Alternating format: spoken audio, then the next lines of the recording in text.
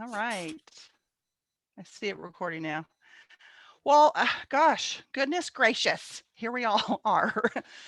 So I'm Gail Heaton, and I'm going to be, I guess, your hostess with the mostest for these monthly calls, these foster and adoptive calls.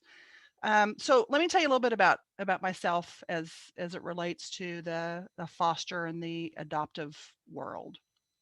So I work for an international adoption agency here in Montana. Um, and we also do private domestic adoption. So, what that would mean would be if you were living in Montana and you were interested in adopting internationally or domestically, I would be the one that would come to your home and check things out, make sure that you were a suitable placement for the children. You know, the one doing the white glove test to make sure everything's just so in your house. And I would be the one who would assist you when your children are placed with you and do the post-placement visits, the training, that kind of thing. So that's one of the things that I do. And the other thing I do is I have an organization. It's called Suddenly Siblings. And we support the children that are already in the home when a family is fostering or adopting. So that's kind of my kind of my background professionally. But I'm also an adoptive parent myself.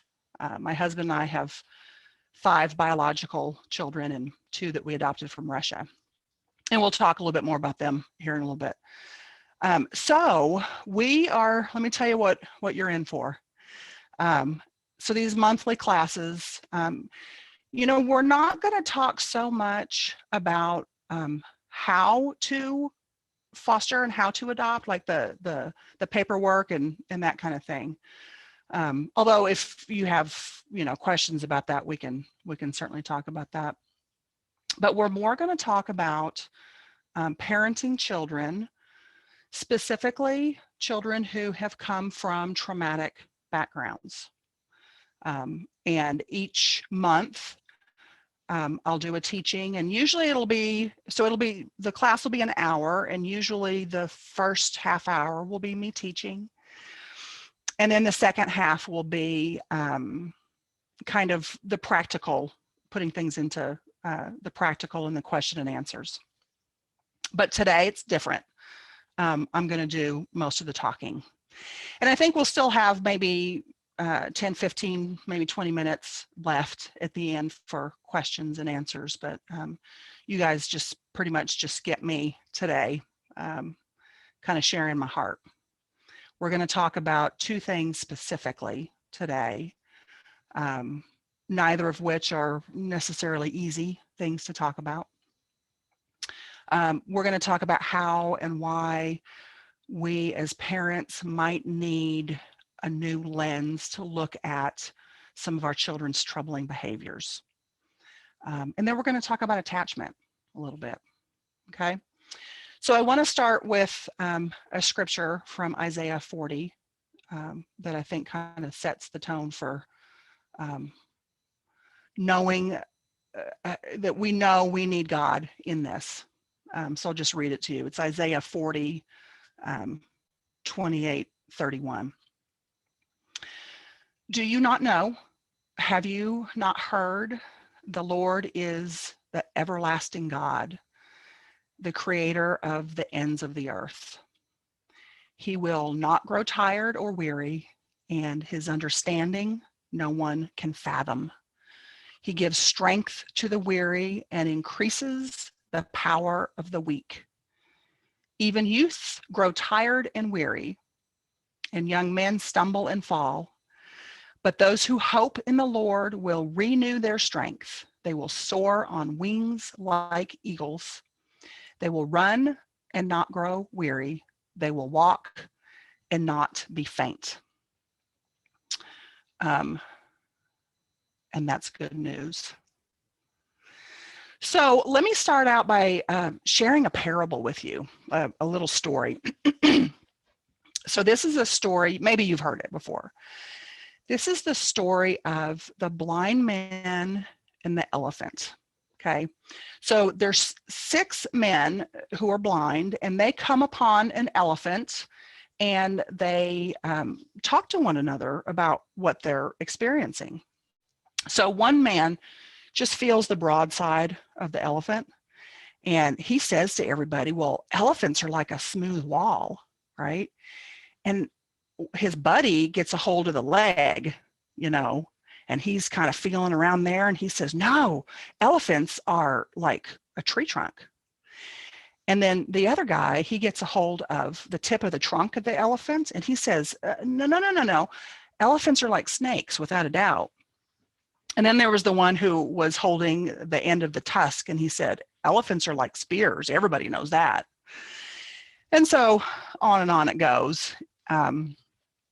The thing is that each of them only experienced one small part of that elephant, but they made their judgment call about the entire animal. Now, you and I, we would say that their perception was off a bit, right? And that's kind of the thing about perceptions and beliefs. So we need to make sure that we see the whole picture. And part of that big picture is seeing things the way that God sees them.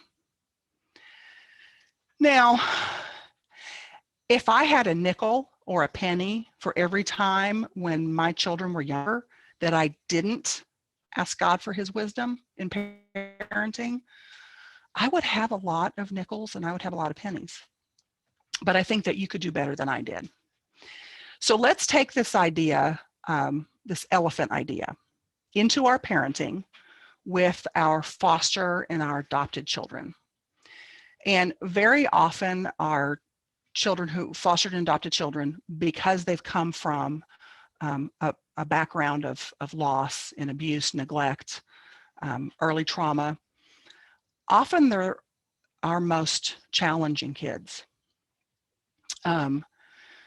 You know, we may not realize it always as parents, but our parenting beliefs are passed down to us in some subtle ways. We all come into foster and adoptive parenting already with a set of beliefs about how it's supposed to go. And often our beliefs and our ways of thinking about parenting, they've been handed down to us by our own parents or our caregiver, whoever it was that raised us. And they got their beliefs from their parents, and their parents got their beliefs from theirs, and kind of on down the line it goes, right? And so we really don't give a whole lot of thought about the idea that our way of parenting isn't the only way to parent a child, unless something challenges our usual way of parenting. And then we pretty much become aware of our beliefs. You know, when we're confronted with something that kind of goes against what we're expecting, a lot of times we might hold on to those old ways of parenting with a tighter grip. And the thing about it is that we probably do that because it feels more familiar, and not really because it works anymore. So that was kind of me back in 2005 when my husband and our 5 biological kids brought home 7-year-old twin boys from the Russian orphanage. Now, back then, I just assumed that that traditional, very authoritarian way that I'd been parented and the way that I parented our bio kids, I just thought that that would work for our new sons. But the fact of the matter was that our new sons really struggled to fit into the family. And my view of their struggles was like that elephant. It was colored a certain way because I didn't have all the facts.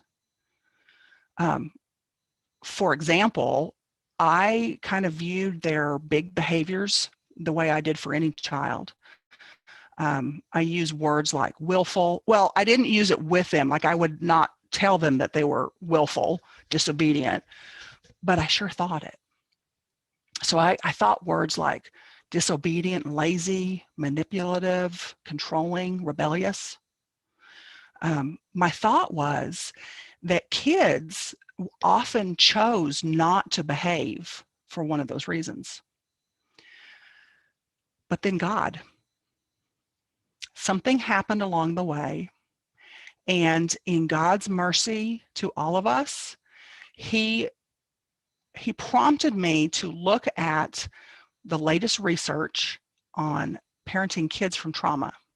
Interestingly, the research that was coming out of the neurosciences. Now, God has given me it's like just ingrained in my personality to research. And he's given me a skill set in order to do that. And then he said, well, let's put it to use here. So that kind of revealed more of that elephant. You know, I could see a different way of looking at, quote, bad behavior.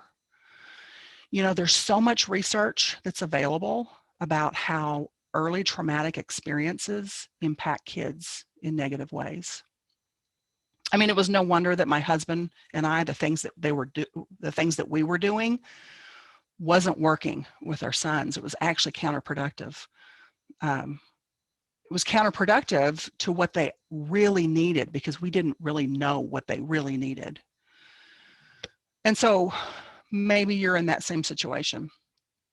And when you're confronted with some new information, you know, you didn't know it beforehand. So you can borrow my motto. My motto is, once you know better, you can do better. I think we should put that on a t-shirt and put that in the cafe. Once you know better, you can do better.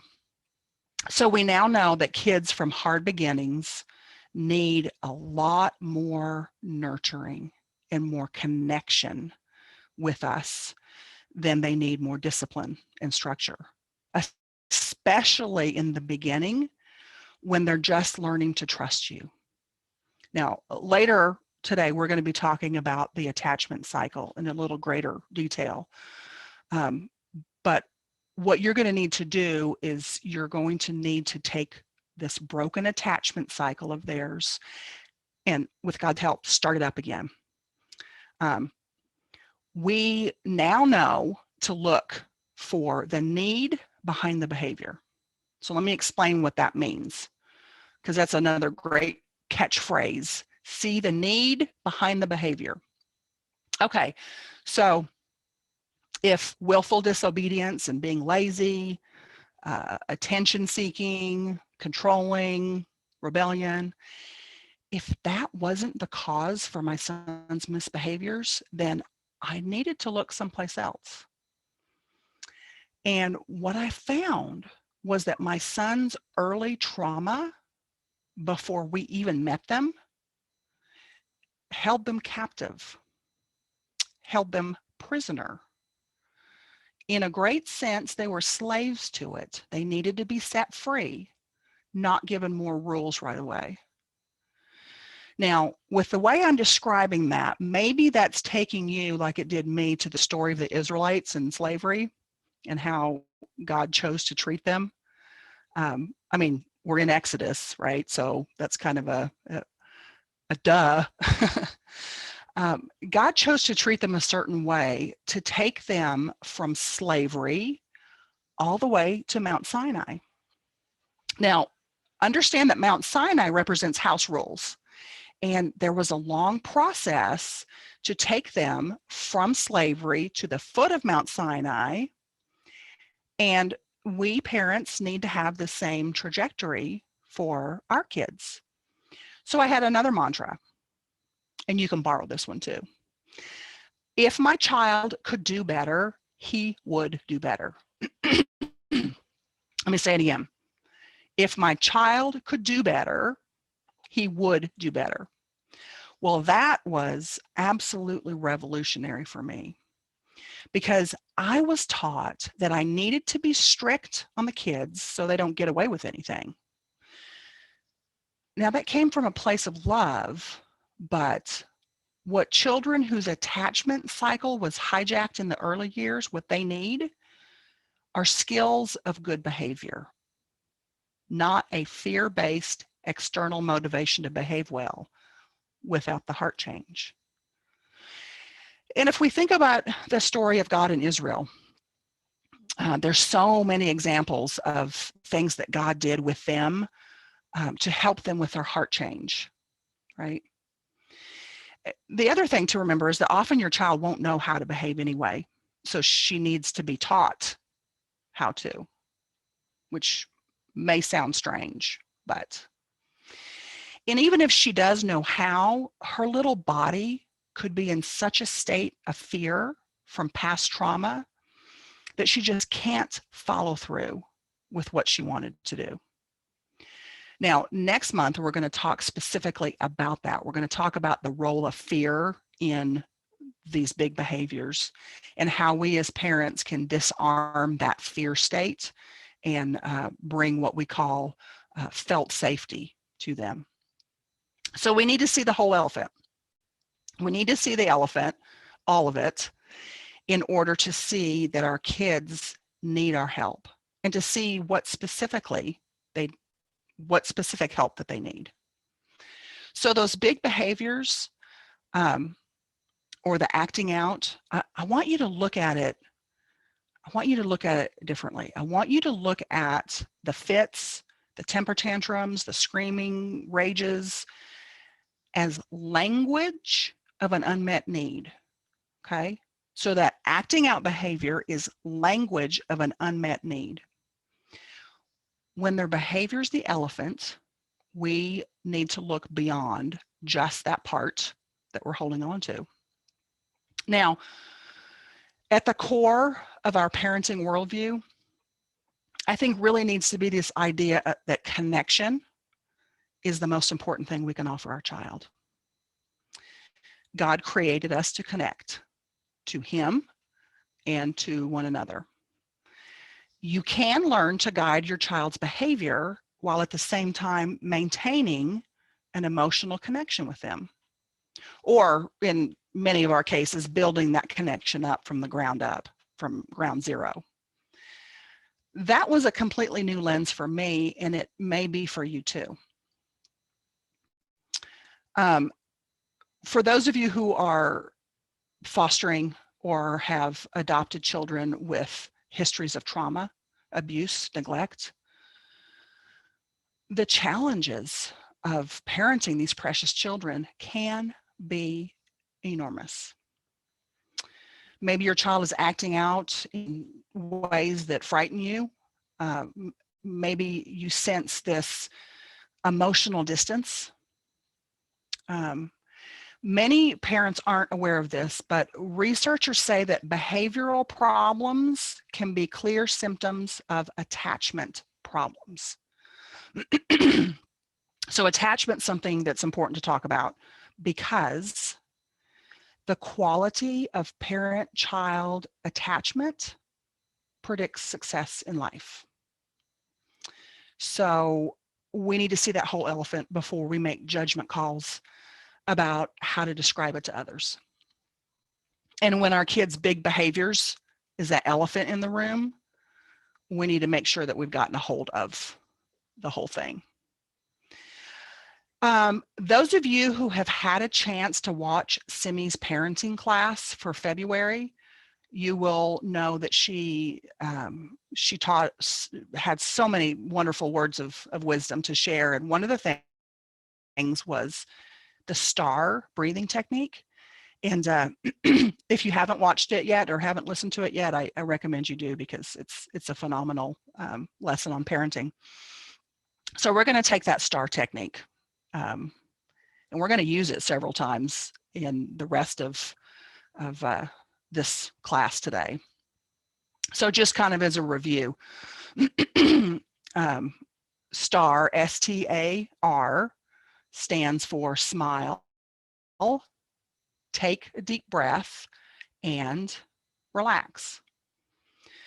I'm going to give a little twist to this, a little slightly different from how Simi taught us, as it relates to our subject of attachment and that kind of thing. So smile, because God is here with you. He's here with me. Take a deep breath. And when you take a deep breath, I want you to remember that you're not just the sum of your physical body and nervous system, because we're going to be talking about the nervous system a lot. You're not the sum of your physical body and nervous system. You are a day 6 creature, but you have the breath of God in you. So when you take in a breath, you remember that. And relax is blowing out the breath. And I want you to breathe out fear, shame, and whatever it is that's holding you back from connecting with God, with self, or another. Okay?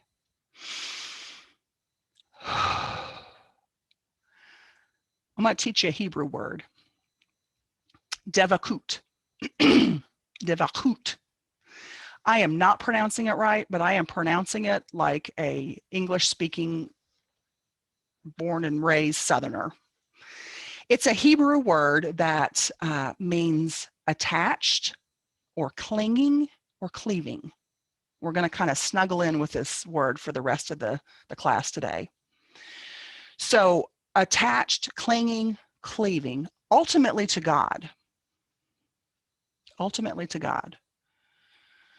We have free choice, free will. So we can decide if we want to attach to God or not. But without attachment, we don't really belong to Him. We're created to attach to Him. And without attachment, we're orphaned. We're also created to attach to our mothers in the womb, deep breath, and later to the caregivers in our early life. May not be the same. Now, I want you to know that it's not a random thing, and it's not happenstance that you're fostering or that you've adopted, or that your heart is so wide open to this in the future. Because being a foster parent or an adoptive parent is absolutely one of the ways that God teaches you about Him as your parent. Now, as I talk about your foster or adopted child's attachment to you, I want you to listen for God's message to you about your attachment to Him. Now, I've been praying that you can be attuned to both of these messages at the same time, your child's attachment to you, your attachment to God. But maybe the Holy One only wants you to think about one or the other. He's in charge. But for those of you that He's leading in this way, when I say the word caregiver or parent, which is you in your child's life, you might start to be thinking about God as that caregiver or that parent or that attachment figure for you. Okay? So let's take this idea of Devachut, attachment, and let's specifically look at it in terms of a child's attachment to a person. So we're going to look and talk about the mechanism of attachment in foster or adopted children, but attachment works for all of us the same way, okay? Be aware of something. Whether fostering and adoption is part of your own personal story or not, you will be affected by this discussion. It will hit home with you on a lot of levels. So remember, smile, God is with us. We have His breath. We can breathe out our fear and shame. So let me take you back to the creation story, the one that I briefly mentioned earlier. we share some day 6 characteristics with other day 6 creatures. My husband likes to call the creatures, the animals that were created on day 6. He says that's day 6 1.0. And we have instincts and physical drives just like the 1.0 created animals, right? But he's also given us his breath. So that makes us 2.0. So we have instincts and physical drives. And a lot of these, if not all, are tied to survival. And it's really a beautiful system that God's given us. These survival systems reside below our conscious level, right? But remember that they're good and they're so adaptable for helping us to stay alive. God is a God of life, and preserving life is the ultimate goal of our survival instincts. Okay? Preserving life is the ultimate goal of our survival instincts. So please remember that. Remember that when you or your child or your spouse, your neighbor or your enemy, whoever, when they're acting in their survival instincts. Remember that those instincts serve a lofty purpose to keep us living. God is a God of life. The issues come in when there's actually no true danger, when one's life isn't really in danger, but the body reacts as if it is. And we'll talk a little bit more on that later. So here's what the human nervous system is always asking. And by the way, it's been shown that every 4 seconds, even now, our brains are searching our environment, asking, am I safe? This is about survival, and it happens on a subconscious level. Now, here's a survival fact, okay, that's important to know. Infants and children who have a safe caregiver to stick close to, they're more likely to live. If they have a safe caregiver to stick close to, they're more likely to live. And so the more successful they are at identifying, this is my safe caregiver, and then sticking close to them, the more likely they are to live. So what this means is that our fearfully and wonderfully made bodies have extremely sophisticated neural networks built around identifying who is my safe caregiver. And it's not always the person you started with. And it's not always the person throughout your lifespan. Who is my safe caregiver? And what does it take to stick close to them and them stick close to me? Who's my safe person? And what does it take to stick close to them and have them stick close to me? That's the $1 million question of attachment. You know, it's been scientifically proven that within 42 minutes of birth, babies are already adapting to the world outside the womb around them. What they're doing is they're adapting to their relational space in order for them to be in the world in a way that prompts their caregiver to stay physically and emotionally close to them. They're adapting in order to survive. It's a deep, deep part of our nervous system. It's a primal level. It's an instinctive level. Day 6, 1.0 animal level.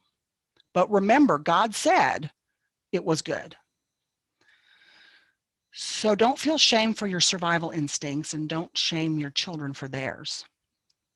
But do know that God makes a way for your survival instincts to come under submission of that breath that he's breathed in us, that divine spark that we have. And that's part of walking in the Spirit. So again, the question that our nervous system is trying to answer about the caregiver is, what do I have to be welcome in your presence? What do I have to be welcome in your presence? Let me share a story from my childhood. And I mean, absolutely no disrespect to either of my parents for what I'm about to share. They both were extremely giving parents, very generous, still are to this day. My dad is 86 and my mom will be 85 in March. They extraordinarily, my dad worked really, really hard growing up to make sure that we had everything that we needed and wanted. My mom, when it came to keeping her children, myself and my 3 siblings, when it came to our physical needs, she was a rock star. Some of my most fond memories with her are when I was sick. So I'd get sick and she'd take me to the doctor and the doctor would say, you know, little Gail needs to rest for 24 hours and here's a prescription for medicine. And off my mom and I would go to the store, the pharmacy, and while we're waiting for the prescription to be filled, she'd take me to the little toy section, which was a large toy section. Seemed like it was a toy shop in the pharmacy. And she would get me coloring books and she would get me activity books and whatever it was that I needed so that I would be as comfortable as possible while I was recovering. She'd bring me soup and food and I mean, just waited on me hand and foot. Absolutely a rock star. And I have tried to do that, be that way for my parents. My parents did the best that they knew how, based on how they themselves were raised, and the same with their parents, and on and on and on. But when baby Gail showed up with emotional needs, mom and dad didn't have the capacity to be present with that. So baby Gail would lose the connection with mom or dad whenever there was an emotional need. Now, it doesn't mean they ran away, but there was something in their nervous systems that just shut down in the face of my emotional needs. It was just too much for them. So baby Gail's nervous system picks up on this and says, whoa, wait a minute. We're not attuned anymore. My mother's here, but she's not here. You know, I can't feel her presence anymore. My dad is here, but not with me. I can't feel him anymore. And this continued as a pattern for child Gail and teenage and young mother Gail, and bless their hearts, into present day Gail. My parents did the best that they knew how. But little Gail figured something out. She figured out, oh, there's an organized strategy here for keeping mom and dad physically close. Don't have big emotional needs. And then I'll have all the proximity, the physical closeness all the time, right? Because a child who identifies a caregiver and they'll do whatever they can to stick close, that child will live, that child will survive. Now, I share this story because this is something that's probably been going on for a great many of our foster and adopted kids too. Maybe you. Deep breath. The nervous system says you cannot afford to have these things show up. So they have to be buried somewhere. They're buried, but they're not gone, right?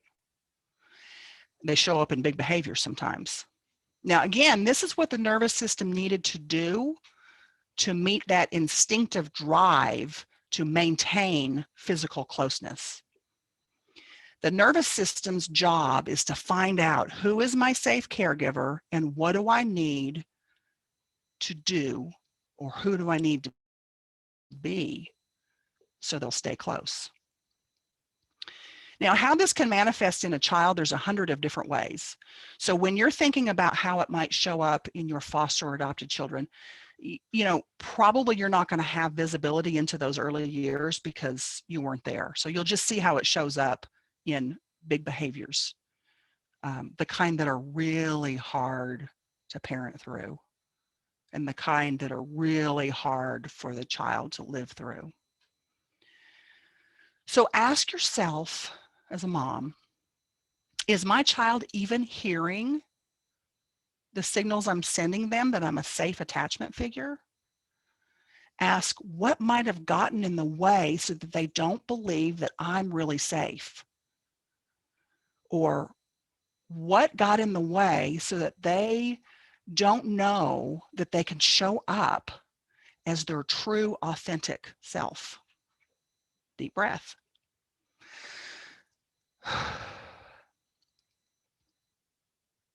Almost done. This attachment system that our fathers created, it's a cycle, actually, and it's what all infants, it's how infants learn about their world and their worth as a human being. So it's very, very important to proper human development. So it goes like this. A baby has a need. Their body's alerted that something's not right in their world, and they express distress. The caregiver comes to meet that need, and trust develops. And baby learns that someone comes to help them. And as we've been talking about, baby learns to do whatever she can to get her caregiver to show up and stay. So here's what you need to know about attachment to help your hurting child, whether that's your foster adopted child, your biological child, or your inner child. The attachment cycle is that breeding ground to formulate answers to questions of identity. Okay, we've been talking about identity a lot in the Rooted Cafe. Questions like, who am I? Am I precious? What is my place in the world? And the answers are determined in a large part by the kind of early care that an infant receives. This attachment cycle sets the stage for us humans to understand the world around us. Is this a safe place? And all humans go through the cycle of attachment throughout our development. So when babies' needs are met consistently by a caregiver, attachment grows. And notice I said consistently, not perfectly, okay? With each need that comes up, hunger, being tired, wet, cold, hot, bored, emotional needs, when the need is met by a caring adult, the cycle comes to this beautiful closure and the baby's satisfied. And then it's repeated time and time again. So when a new need arises, the infant recognizes this pattern and their confidence grows that any need that they'll have will also be satisfied by a caring person. And the cycle continues and it grows in the way it was intended. But when there's not a safe caregiver, or there's a grossly inconsistent caregiver, this attachment cycle's broken and the attachment system gets hijacked. If a caregiver consistently does not meet the infant's needs, this leads to emotional and physical distress, and the cycle of attachment is broken. So infants who've had this cycle broken too many times, or children who've had it broken too many times, or adults who've had it broken too many times, they'll just stop asking for help. I heard a story a while back about a missionary who had visited an orphanage in another country, and she was getting a tour of the facility and she came upon the baby room and she was shocked by the silence. Babies weren't crying. She was told that after a little while, the infants just stopped crying. You know, the caregiver to infant ratio was off, and there weren't enough people there to help the children. So the thought was the babies were like, what's the use in crying? Now, what's horrific is that internally, those children were being bathed in stress hormones that had no way of leaving their bodies. They were still very much distressed, but they stopped crying for anyone to come get them. And as that infant develops physically, growing into a child, that broken cycle from infancy continues to register deep within them. And this is how in time some children come to believe that people are not trustworthy. They come to believe that they're not worthy of love. That's broken attachment.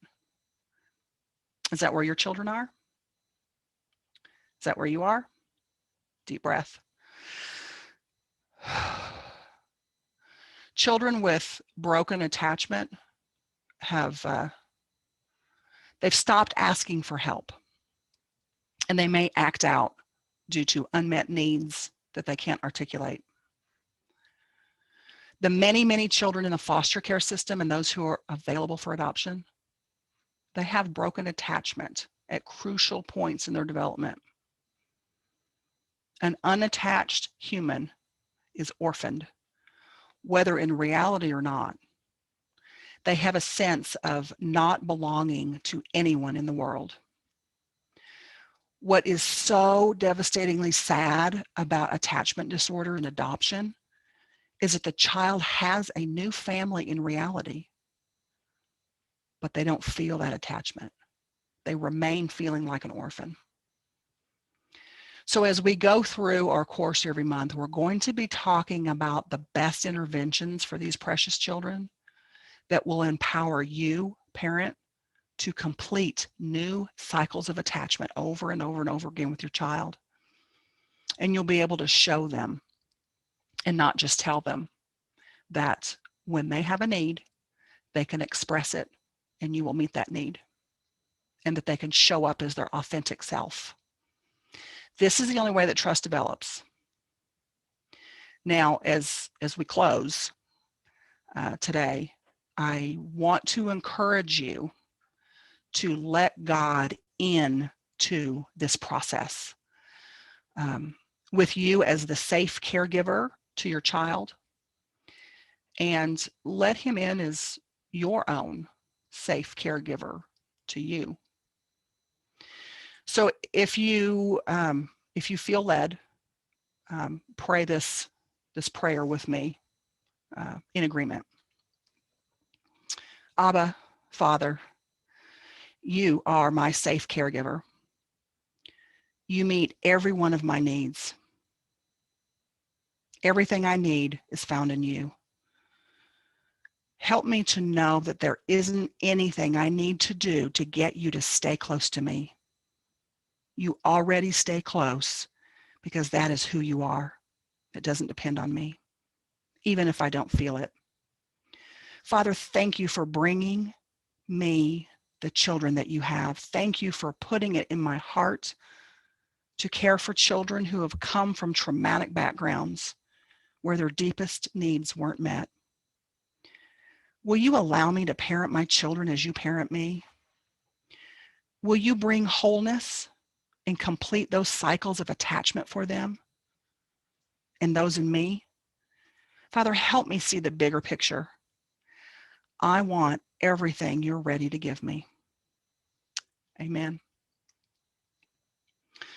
So if you're still with me, haven't left, now we've got about maybe 15 minutes left. You can unmute, and looking back at our whole conversation that we've had, my question would be, what stands out to you?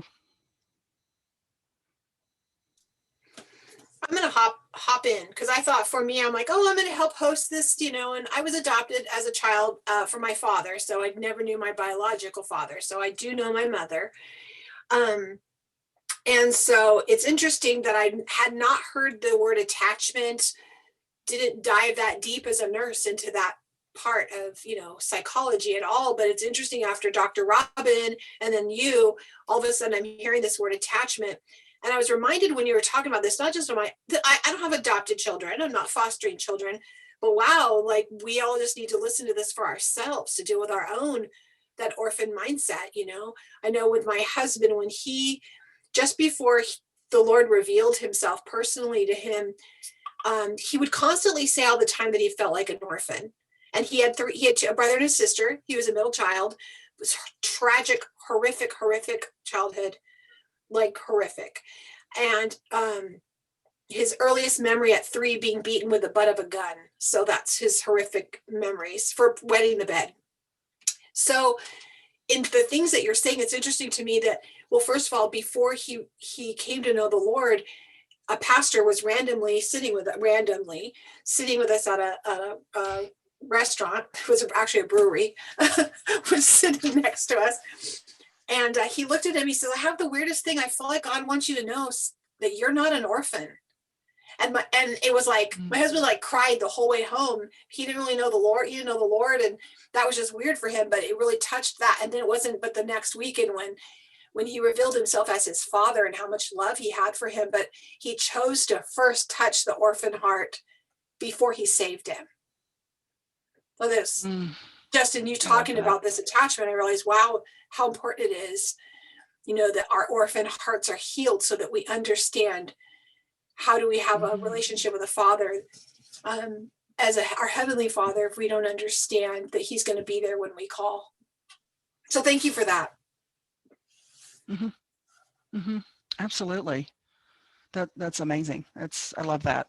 I love that. I love how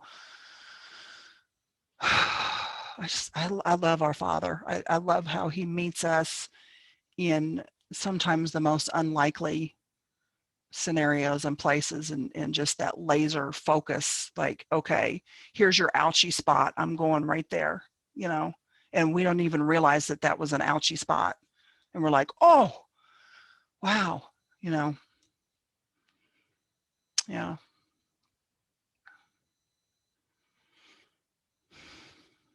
It's a lot. I gave y'all a lot. I realize that. The one thing I really liked what you said was to show up as your true, authentic self. I have 2 kids, and one of them, I know she's telling me what I want to hear because I was her.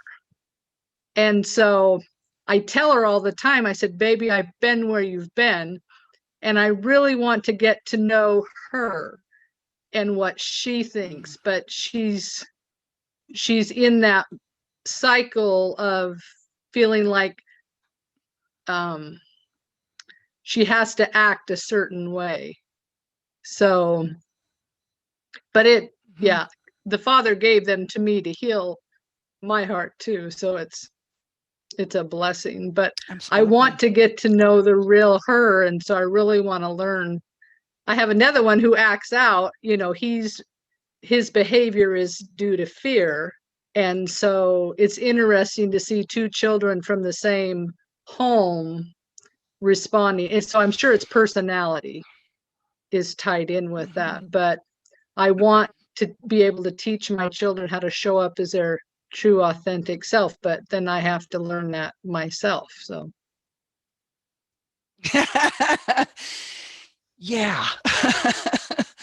It's a beautiful, could I have a wet one? It's a beautiful process that we can do kind of in tandem with our children as we're healing them, we're healing ourselves. So Kathy, when I was talking about the survival, the survival mechanisms, and how a baby looks around, what do I have to do? Who do I have to be to keep that caregiver close? Did that kind of make sense to you? Why it is that somebody would sort of shut down their true, authentic self? Like, did that kind of make sense to you? Absolutely. Yeah. My kids, we're always on guard. They're always, I like when you said every 4 seconds. I have to even position myself to be where I feel safe, even in a room. And so my children are that way. But COVID has been the best thing for us because it gave them an opportunity. Instead of trying to learn to be safe in school, safe at home, we just had one environment. And so I think we've gained so much from COVID that way. But yeah. We've been at this a long time. And so it's interesting we adopted a child at 12 And so many, she didn't get those needs met as a young, so even sometimes she needs to be rocked to feel that Yes. safe. And so you Yes. almost have to take them back to that stage, but it's hard when you have a 24-year-old needing to be Mm-hmm. sat in your lap and rocked and say it's going to be okay. Mm-hmm. We Mm-hmm. find ways. We bought a You know, there's swing. I was going to say, yeah, there's a it's the vestibular sense, this motion of rocking, and it's what we instinctively do with a baby. We'll rock them, you know, and it's a calming technique that helps their system to self, you know. So babies need us to co-regulate, and then they can, or to regulate them, and then we co-regulate, and then they can regulate themselves. But this rocking system, so children who did not get that in infancy, their little bodies are craving it. And so, yes, maybe with a 12-year-old, I mean, maybe you can't, you know, and I, sure, or a 20, but swinging. Let's have a conversation. Let's go to the park, and you swing me and I swing you. I mean, that's socially acceptable behavior, but it's still that vestibular calming kind of a thing. So absolutely. Yeah, that's a great one. Did I fire hydrant anybody? Too much?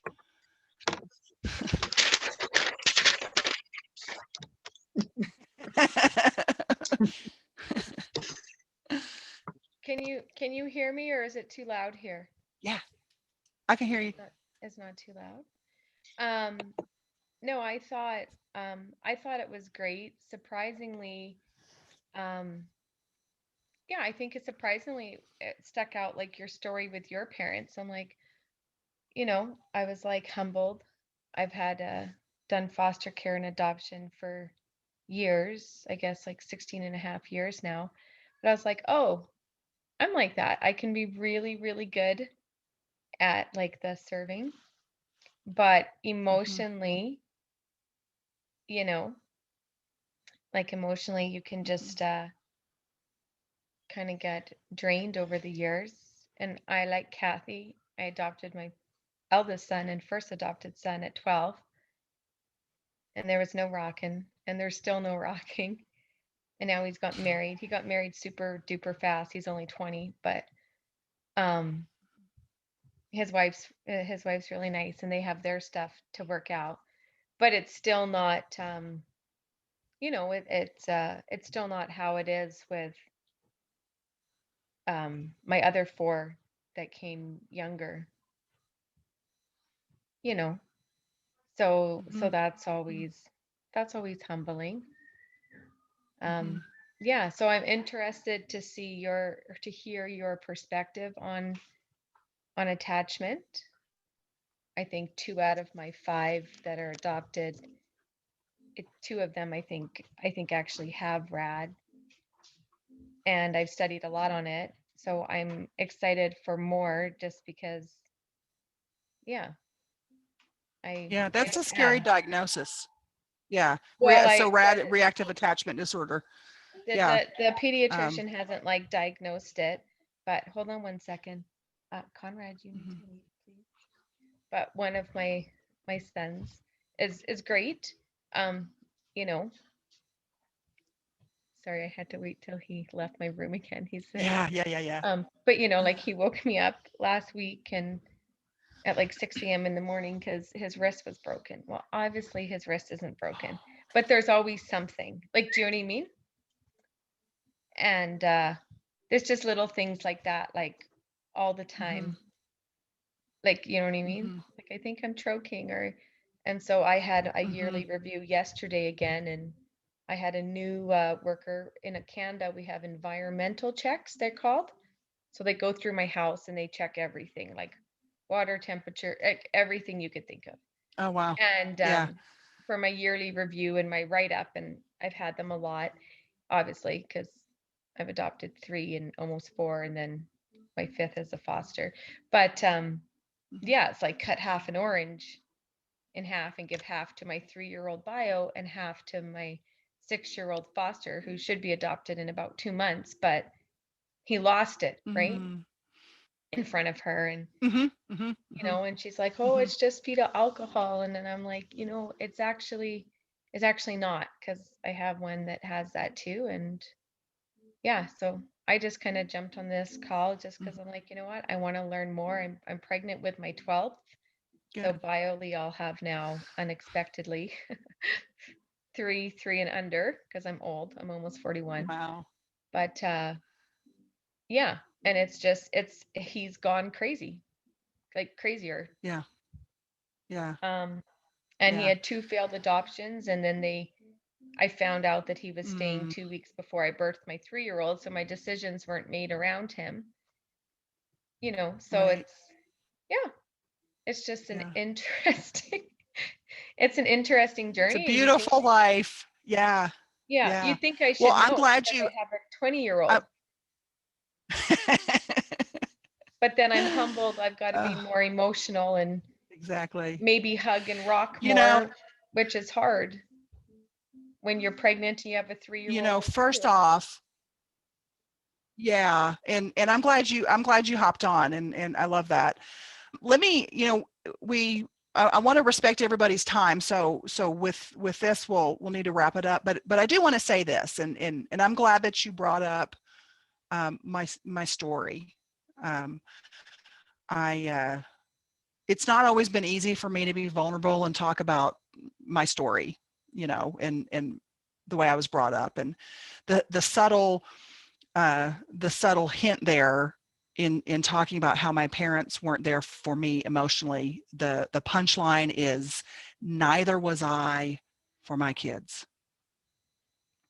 Um, I've had to learn how some people just have that skill set, Um, so what I want to say is our children are very adaptable. They're very resilient. God has put a resilience in our children.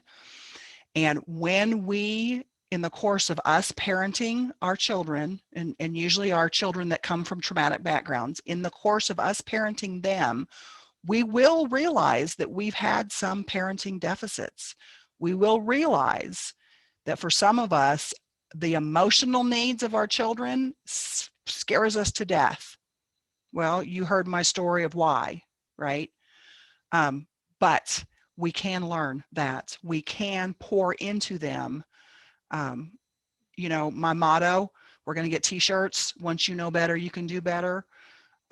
We can pour that into our even adult children. I'm doing it and letting them know I didn't know to do this. I am now. Let's learn this together. So, and I'll repeat this motto for all of our classes, because every class that we'll have, we'll learn some techniques and some tips. And it's so normal for us as parents to say, oh, I should have known this. I feel bad I didn't do this. We're all in the same boat. Absolutely.